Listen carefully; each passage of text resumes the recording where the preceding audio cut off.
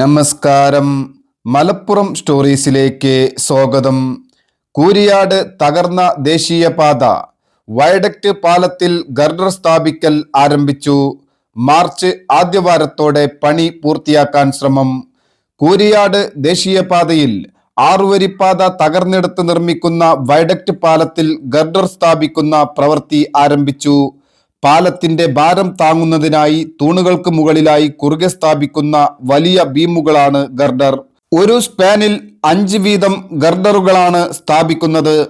കൂരിയാട് ജംഗ്ഷനിലെ അടിപ്പാത മുതൽ വയലിൽ കുറ്റൂർ തോട് വരെ 380 മീറ്ററാണ് വയഡക്റ്റ് പാലം നിർമ്മിക്കുന്നത്. തൂണുകളുടെ നിർമ്മാണം പൂർത്തിയായി. 12 തൂണുകളാണുള്ളത്.